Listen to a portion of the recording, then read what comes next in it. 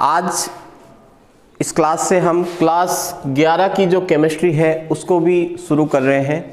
Class 12 के मैंने लगभग 11 चैप्टर कंप्लीट करवा दिए हैं, 11वां चैप्टर चल रहा है। तो आज इस क्लास में हम क्लास 11 की केमिस्ट्री को भी शुरू करने जा रहे हैं। तो क्लास 11 की केमिस्ट्री का सबसे पहले हम जो चैप्टर शुरू कर रहे हैं वो है चैप्टर नंबर 1 और चैप्टर का नाम है रसायन विज्ञान की कुछ मूलभूत अवधारणाएं। तो इस चैप्टर को शुरू करें उससे पहले हमें सबसे पहली बात पता होनी चाहिए कि रसायन विज्ञान के पिता कौन है। तो रसायन विज्ञान के पिता हैं लेवोसियर।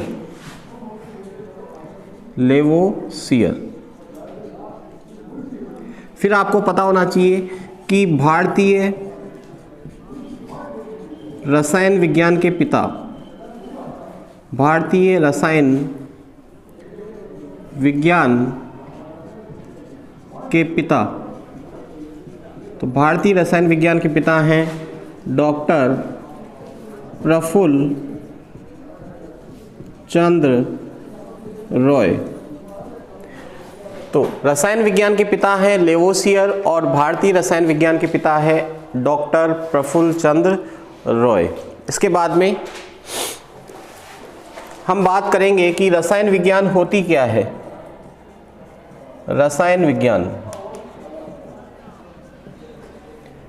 विज्ञान को इंग्लिश में केमिस्ट्री कहा जाता है। केमिस्ट्री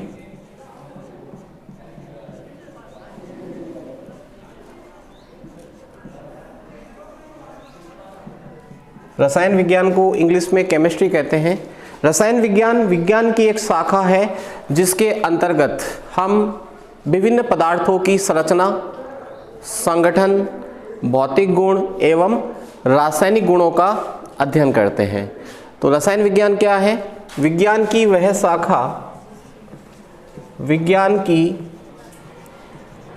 शाखा जिसके अंतर्गत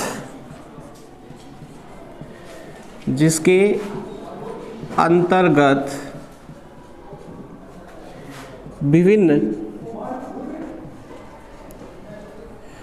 पदार्थों की संरचना, संगठन, संरचना का मतलब कि उस पदार्थ के जो अवयवी कण हैं वो किस प्रकार से व्यवस्थित है। जैसे आपने सुना होगा हीरे की संरचना चतुष्फलकीय होती है, ग्रेफाइट की जो संरचना होती है वो षटकोणीय होती है, फुलरीन की जो संरचना होती है वो फुटबॉल के समान होती है, मेथेन की संरचना चतुष्फलकीय होती है। ठीक है, तो पदार्थ की संरचना कैसी है, उसमें परमाणु किस प्रकार से व्यवस्थित है, उसका संगठन क्या है। संगठन का मतलब होता है कि वो जो पदार्थ है वो किन किन चीज़ों से मिलकर बना है। ठीक है, अगर वो परमाणुओं से मिलकर बना है तो परमाणु किस प्रकार के हैं, कौन से परमाणु हैं। वो अणुओं से मिलकर बना है तो अणु किस प्रकार के हैं, आयनों से मिलकर बना है तो आयन किस प्रकार के हैं। तो विभिन्न पदार्थों की संरचना, संगठन, भौतिक गुणों,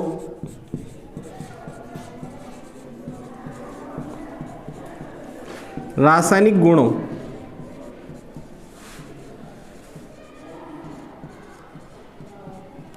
आदि का अध्ययन किया जाता है।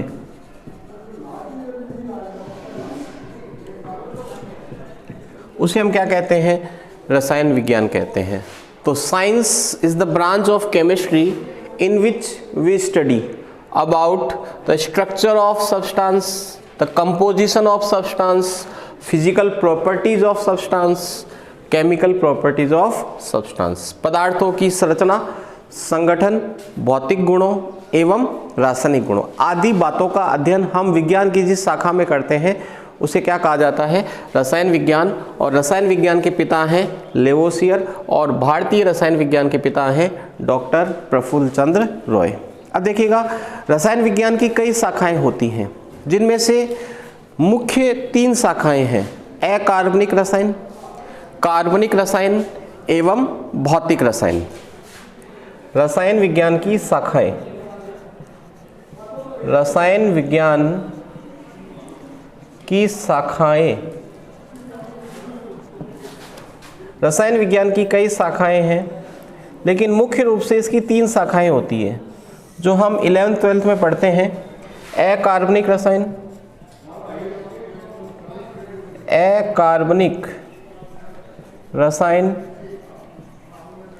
कार्बनिक रसायन,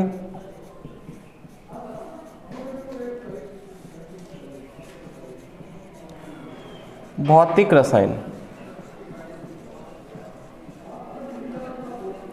Means branches of chemistry.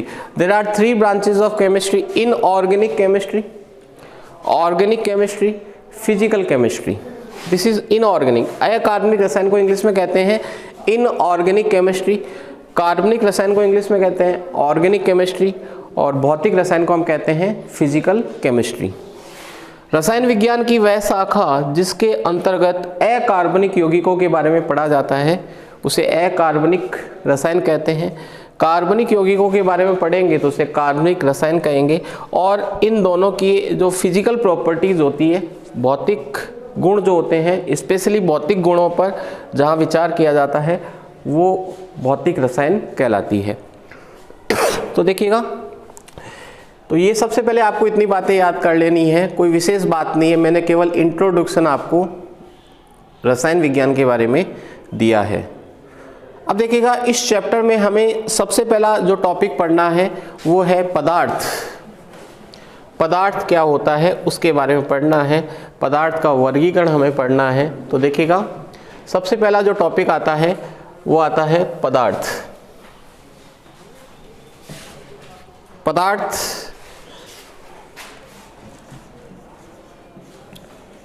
पदार्थ को द्रव्य भी कहते हैं, इंग्लिश में कहते हैं मैटर।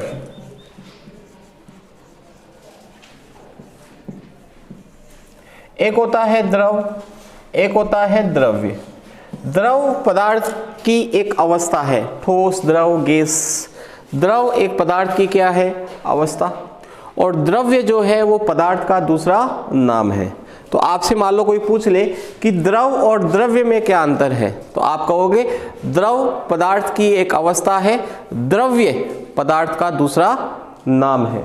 तो ये पदार्थ का दूसरा नाम है। पदार्थ का दूसरा नाम क्या होता है? द्रव्य, इंग्लिश में कहते हैं मैटर। सर पदार्थ क्या होता है?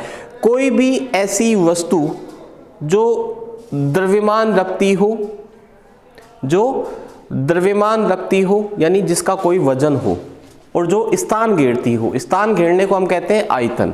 अर्थात हम कह सकते हैं कोई भी ऐसी वस्तु जो द्रव्यमान रखती हो और जो आयतन रखती हो, उसे हम क्या कहते हैं? पदार्थ कहते हैं। तो पदार्थ की परिभाषा आप याद करेंगे, कोई भी ऐसी वस्तु, कोई भी ऐसी वस्तु जो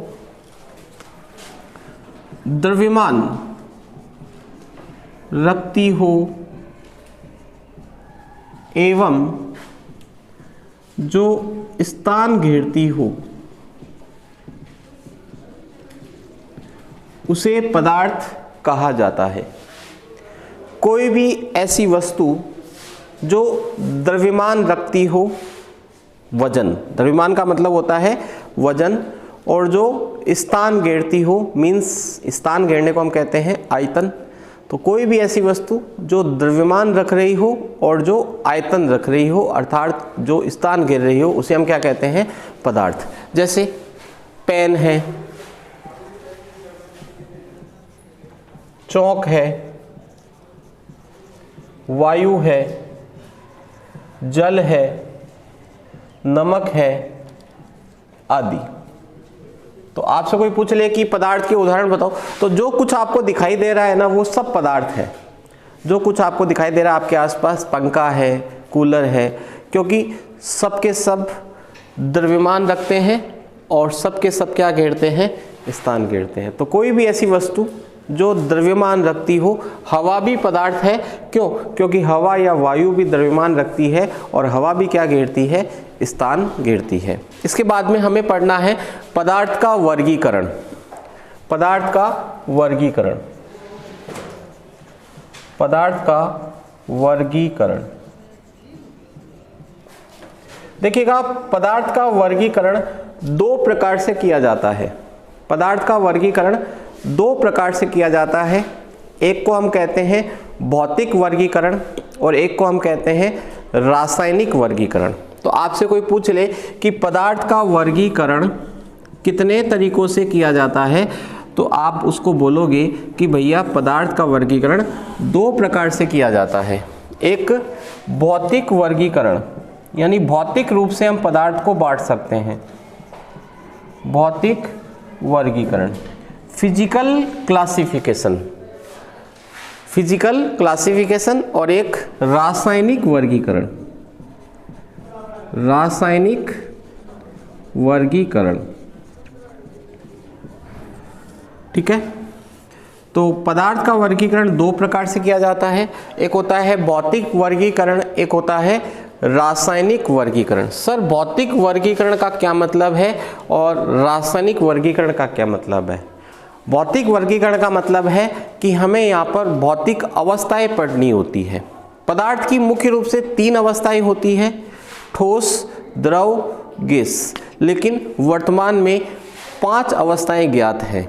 चौथी है प्लाज्मा और पांचवी है बोस-आइंस्टीन कंडेंसेट अवस्था। तो पदार्थ का भौतिक वर्गीकरण करने का मतलब है कि हम यहाँ पर पदार्थ की भौतिक अवस्थाओं के बारे में पढ़ेंगे। तो पदार्थ का भौतिक वर्गीकरण जब हम करते हैं तो पदार्थ को 5 अवस्थाओं में डिवाइड करते हैं। कितनी अवस्थाओं में? 5 अवस्थाओं में डिवाइड किया जाता है। नंबर 1 ठोस अवस्था, नंबर 2 द्रव अवस्था, नंबर 3 गैस अवस्था। पदार्थ की मुख्य रूप से 3 अवस्थाएं होती है, ठोस अवस्था, द्रव अवस्था, गैस अवस्था। लेकिन वर्तमान में 5 अवस्थाएं ज्ञात है। चौथी अवस्था है प्लाज्मा और पांचवी अवस्था है BEC अवस्था, जिसका पूरा नाम है बोस-आइंस्टीन कंडेंसेट अवस्था। बोस-आइंस्टीन कंडेंसेट अवस्था। तो पदार्थ की मुख्य रूप से 3 अवस्थाएं हैं, ठोस, द्रव, गैस। अब देखो, आपसे पूछा जाएगा पदार्थ की चौथी अवस्था का नाम बताओ, तो आपका आंसर होगा प्लाज्मा अवस्था। आपसे पूछा जाए पदार्थ की 5वीं अवस्था कौन सी है, तो आप कहोगे BEC अवस्था। और आपसे पूछे पदार्थ की मुख्य रूप से कितनी अवस्थाएं, तो आप कहोगे 3, ठोस, द्रव और गैस। तो ये भौतिक वर्गीकरण है और भौतिक वर्गीकरण में हम पदार्थ की भौतिक अवस्थाओं की बात करते हैं। सर, ठोस अवस्था क्या होती है, द्रव क्या होती है, गैस क्या होती है? इसके बारे में तो हम थोड़ा बहुत जानते हैं। हमने प्लाज्मा अवस्था का नाम नहीं सुना, हमने BEC अवस्था का नाम नहीं सुना। तो हम इन 5 अवस्थाओं की चर्चा करेंगे कुछ समय के पश्चात। अब हम बात करते हैं रासायनिक वर्गीकरण की। पदार्थ को रासायनिक रूप से 2 भागों में डिवाइड किया गया है। पदार्थ को रासायनिक रूप से 2 भागों में डिवाइड किया गया है। नंबर 1 शुद्ध पदार्थ और नंबर 2 अशुद्ध पदार्थ। पदार्थ को रासायनिक रूप से 2 भागों में डिवाइड किया गया है, शुद्ध पदार्थ और अशुद्ध पदार्थ। अशुद्ध पदार्थ को मिश्रण भी कहते हैं। अशुद्ध पदार्थ को क्या कहते हैं? मिश्रण भी कहा जाता है। अब ये जो शुद्ध पदार्थ है ये वापस से 2 प्रकार का होता है, तत्व और यौगिक। तत्व और यौगिक। तो आपसे कोई परीक्षा में प्रश्न पूछ ले कि रासायनिक रूप से पदार्थ कितने प्रकार का होता है, तो 2 प्रकार का, शुद्ध पदार्थ और मिश्रण। और शुद्ध पदार्थ वापस से 2 प्रकार का, तत्व और यौगिक। तत्व को इंग्लिश में कहते हैं एलिमेंट और यौगिक को कहते हैं कंपाउंड। और अशुद्ध पदार्थ यानी मिश्रण भी वापस से 2 प्रकार का, समांगी और विषमांगी। मैं साथ साथ में इंग्लिश भी बोलूँगा ताकि जो इंग्लिश मीडियम के स्टूडेंट्स हैं अगर देख रहे हैं तो वो पढ़ सकें। पदार्थ मीन्स मैटर, कोई भी ऐसी वस्तु such a thing which has mass and which surrounds space. For example pen, chalk, air, water, salt. Classification of matter. Matter is classified on the basis of two base. Number one, physical classification, chemical classification. Physical classification, solid state, liquid state, gaseous state, plasma, BEC. Chemical classifications, pure compound, impure compound. Pure compound is again classified into two categories, element and compound, and this is mixture, and mixture is of two types, homogeneous and heterogeneous. तो ये मैंने आपको बताया पदार्थ का वर्गीकरण। तो सबसे पहले हम पढ़ेंगे पदार्थ का भौतिक वर्गीकरण और उसके बाद में हम पढ़ेंगे पदार्थ का रासायनिक वर्गीकरण। तो शुरुआत करते हैं सबसे पहले पदार्थ के भौतिक वर्गीकरण की।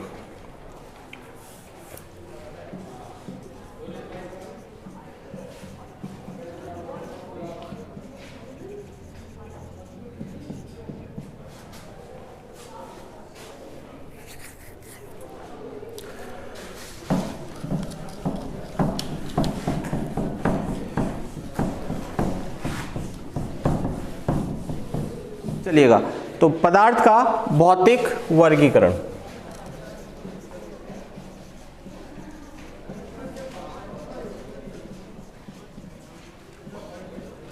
Physical classification of matter.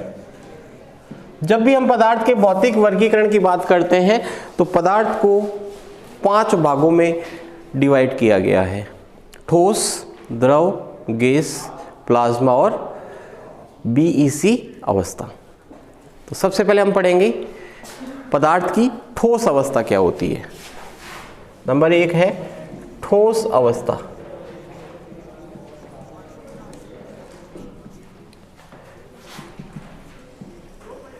ठोस अवस्था पदार्थ की वह अवस्था होती है जिसकी आकृति एवं आयतन दोनों निश्चित होते हैं। पदार्थ की वह अवस्था जिसकी आकृति एवं आयतन दोनों निश्चित हो उसे हम कहते हैं पदार्थ की ठोस अवस्था। तो ठोस अवस्था का मतलब आकृति व आयतन दोनों निश्चित।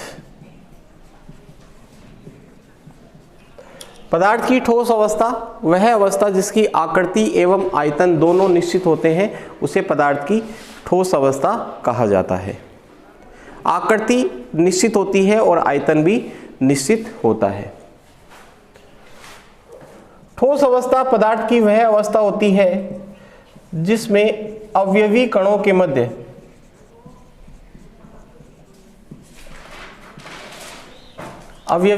मध्य प्रबल आकर्षण बल उपस्थित होता है। अवयवी कणों के मध्य प्रबल आकर्षण बल होता है जिस कारण से ठोस अवस्था में अवयवी कण पास पास होते हैं। जैसे मैं 3 डायग्राम बनाता हूं। एक तो ये है, कोई पदार्थ है जिसके 4 अवयवी कण मैंने बनाए। एक ये पदार्थ है जिसके 4 अवयवी कण बनाए। सर अवयवी कण क्या होते हैं? वे कण जिनसे पदार्थ का क्या होता है? निर्माण, उन्हें अवयवी कण कहा जाता है। और 4 अवयवी कण ये रहे। तो ये 3 डायग्राम मैंने बनाए। तो ये पदार्थ की ठोस अवस्था है क्योंकि अवयवी कण पास पास है।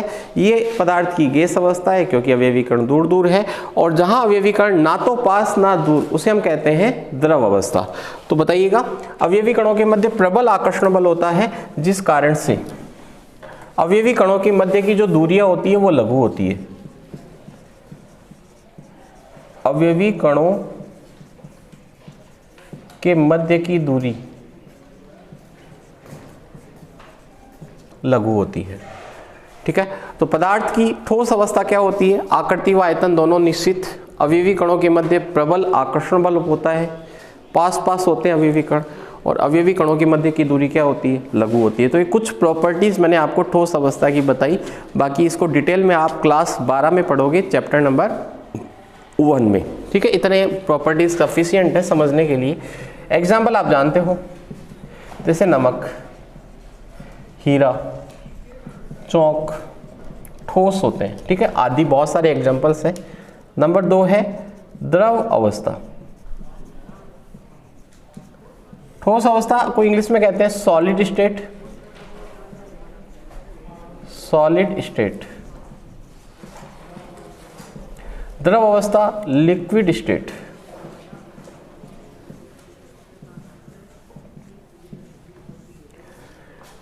सर द्रव अवस्था क्या होती है? पदार्थ की वह अवस्था जिसकी आकृति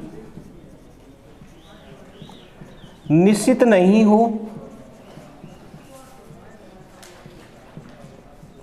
परंतु आयतन जो है वो निश्चित हो। पदार्थ की वह अवस्था जिसकी आकृति निश्चित नहीं होती लेकिन आयतन क्या होता है? निश्चित, उसे हम कहते हैं द्रव अवस्था। अवयवी कणों के मध्य जो आकर्षण बल है वो ठोस अवस्था की अपेक्षा कम होता है और गैस अवस्था की अपेक्षा ज्यादा होता है। सबसे कम आकर्षण बल गैस अवस्था में होगा, इसीलिए तो गैस के कण दूर दूर होते हैं।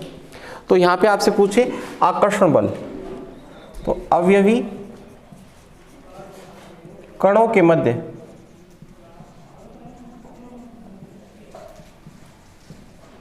आकर्षण बल ठोस अवस्था से कम परंतु गैस अवस्था से अधिक होता है।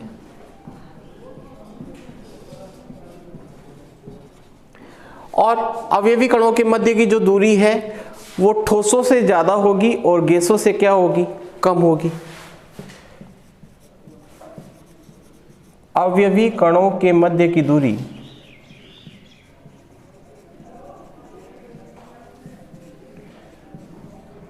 ठोसों से अधिक,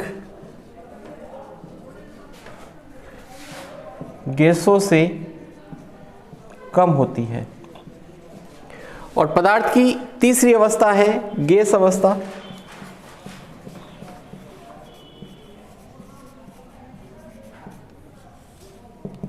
इस अवस्था में आकृति भी निश्चित नहीं होती और आयतन भी निश्चित नहीं होते, दोनों ही चीजें निश्चित नहीं होती।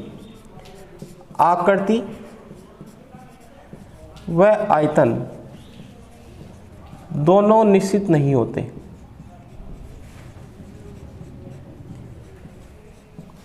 अवयवी कणों के मध्य आकर्षण बल ठोस व द्रव की तुलना में कम होता है।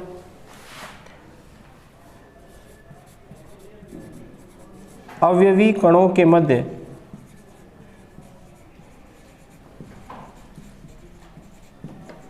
आकर्षण बल ठोस व द्रव से कम, यानी हम कह सकते हैं न्यूनतम आकर्षण बल होता है। और तीसरी बात, अवयवी कणों के मध्य की दूरी बहुत ज्यादा होती है।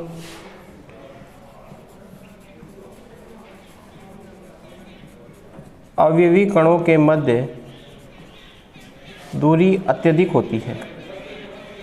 द्रव अवस्था का एग्जाम्पल जैसे जल इसका एग्जाम्पल है, और प्रकृति में जो भी गैसें हैं वो गैस अवस्था के उदाहरण जैसे CO2 है, N2 है आदि। तो ये हमने पदार्थ की 3 अवस्थाओं के बारे में पढ़ा। ठोस अवस्था में आकृति आयतन दोनों निश्चित होते हैं। द्रव अवस्था में आकृति निश्चित नहीं होती, आकृति चेंज हो सकती है। जैसे पानी है, पानी को अगर आप गिलास में डालते होगे तो गिलास की आकृति ले लेगा, जग में डालोगे जग की आकृति ले लेगा। और गैस अवस्था में आकृति और आयतन दोनों ही निश्चित नहीं होते, द्रव में आयतन निश्चित होता है। तो आज इस क्लास में हम इन 3 अवस्थाओं की बात करेंगे, ठीक है। तो कल हम पढ़ेंगे प्लाज्मा अवस्था क्या होती है, BC अवस्था क्या होती है, और हम पढ़ेंगे तत्व क्या होता है, यौगिक क्या होता है और मिश्रण क्या होता है। धन्यवाद।